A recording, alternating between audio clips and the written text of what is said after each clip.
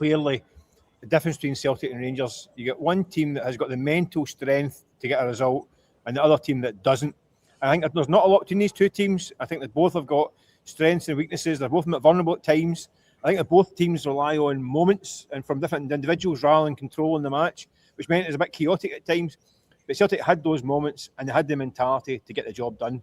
I think it leaves Celtic in a really strong position going into these last two games. They've got momentum. I mean, the place today is all united.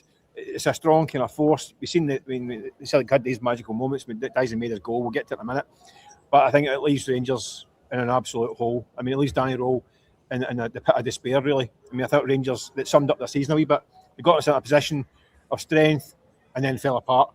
I think they got blown away in that first 20 minutes, second half. And listen, they had a wee go at the end, Rangers, but two goals down. Again, Rangers start playing well. They're two behind. Didn't really create an awful lot. The one that hit the bar in stoppage time was about it. I thought Celtic were decent value. I thought they worked hard for it. They scrapped. It wasn't perfect. They didn't play particularly silky football, but they had the mentality and the moments. That's me the difference. Mike, do you know something? I've just been writing my column on it, and it's almost exactly that. If there was 90 minutes that were perfectly in keeping with this whole season in general, it was that today. You've got, I think, two fairly ordinary, well, not two ordinary Old Firm teams, which has opened this door to this miraculous possibility for Hearts. They're still there, a point ahead. And it really, in the end, what does it come down to? Celtic have got a fairly ordinary Celtic side by their own standards. They've got an exceptional manager who's continuing to find ways of keeping them winning, and they've got that inbuilt mentality, which means when push comes to shove on a day like today, they can find the extra moments. The Daizen Maeda comes to the fore, scores 2 goals in 3 minutes. Rangers wobble again, and you've got Andrew Kavanagh. That's £40 million spent, and his team's folding like a cheap suit, time after time after time. And you've got a manager in Danny Rowe that is now, I think it's a total of 12 times he's come up against either Martin O'Neill, Derek McInnes, James Bertolascu, or John McGlynn. He's failed to win 9 out of 12 of those games. And that, I think, points to a glaring lack of experience. And I think it does give Rangers a problem in the summer. For Celtic, I'm going to give you a prediction. They'll go to Motherwell with massive momentum after that. That was a heavy shift again today. Motherwell's such a hard place to go. I can see Celtic getting a draw, being held to a draw, dropping 2 points. But it still means that all roads lead back to Celtic Park on the final day of the season, and Celtic just need to win that game to albeit they might need a couple of goals, but it's in their hands still. I think that's what we're going to get, and what a climax to an incredible season that's going to be. Yeah, I mean, you could see Celtic drawing at Motherwell. Motherwell are a right good side. I think Motherwell played that great against Hearts last night, to be honest with you. Celtic look as though they've got something about them. They've got some guys coming back to fitness. Arthur Johnson, I thought Cal McGregor today was outstanding. Daizen Maeda. The guys who Celtic relied on for the last 2 or 3 years are stepping up and getting this job done. Listen, we can talk about the lack of quality, and I think there's 2 or 3 areas where they have lacked in quality. I thought Yang today did no bad game first half. Luke McCowan came in. I think it was great. I mean, a great pass for the equalising goal, but I think it was a great game. It was a strange decision from Martin O'Neill. They just have their big characters are doing the business. I think they'll go to Motherwell and get a result Wednesday night. Talk about 2 ordinary teams, Jack, and I don't disagree. One thing Celtic have got is a player in Maeda, and Rangers don't have a single player with that attitude or that mentality. The way he approaches games, the way he goes about it. And he was obviously, listen, Celtic thoroughly deserved to win, but he was a massive difference maker today. And listen, you'd expect that. He was player of the year last year. He's obviously not a brilliant season, but he's certainly come to the fore when it's mattered most. And that's the thing about big game players. No, at the business end, at crunch time, they do come to the fore. Yeah. At Rangers, it's the opposite. No, Rangers do well. 13 points behind when Danny Rowe comes in. Get a lot of praise, a lot of plaudits for getting back into the title race. They approach the split with a fair bit of confidence and momentum, especially after scoring 6 at Falkirk. But what happens when it gets down to the nitty-gritty? What happens when it gets to the tickly bit of the season, when trophies are getting handed out. Maeda comes to the fore, Rangers big players disappear. It happens too often. It feels like I feel like I've been in this movie so many times. With Rangers, the same things keep happening again and again. And how Danny Rowe gets them out of that cycle, or whether he'll get the chance to get them out of that cycle, remains to be seen. Listen, talking of Scotty there, as you did about Rangers big players going missing.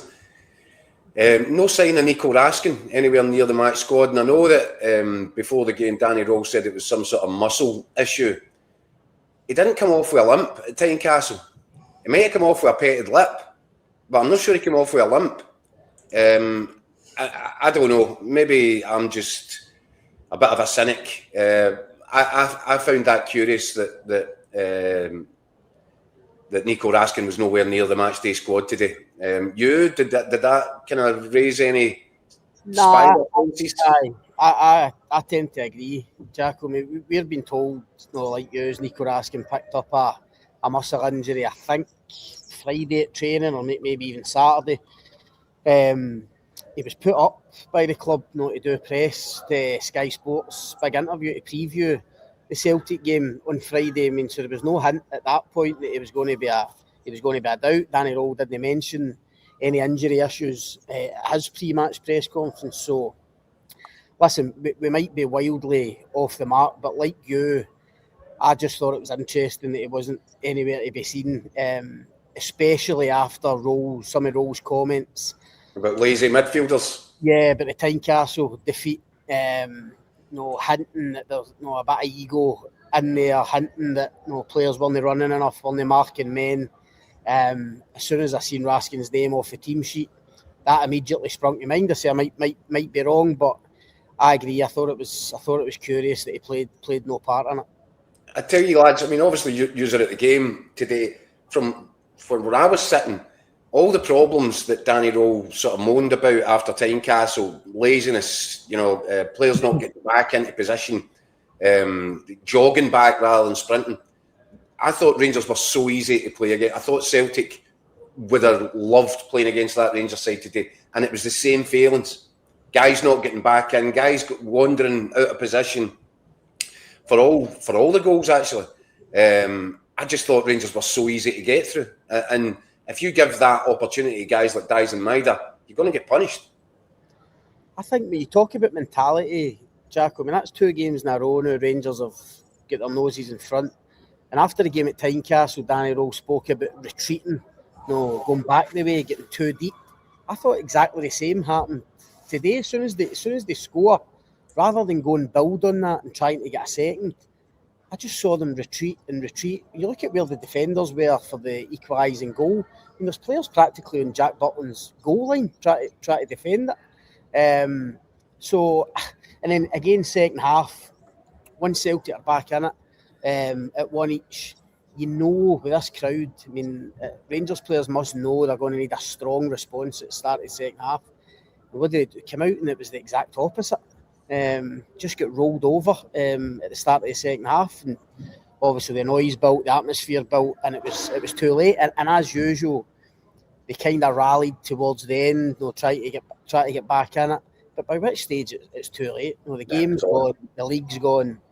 As I say, so many of the familiar traits. Even you're talking about players getting back. Even defensively, I thought James Tavernier really poor again today, and I don't want if I go at him. We've spoke so often about how brilliant a servant he's been for Rangers, but his last game at Celtic Park today, so many of the old failings came back. He's nowhere near Yang for the first goal, who's his man. At the second goal for Maeda, he loses Kieran Tierney. Switches off, doesn't stop the cross. It was just poor all round. That second goal, it actually looked like it was a slow motion. He kind of beat his hand up because he's done it over the top. He beat his hand up to claim for something that was ridiculous. And you've seen it. You almost seen the guy's whole career flash in front of his eyes. That moment, he dread in face. It was a kind of horrible moment for a guy who's been a good servant for Rangers, but he had a poor day today.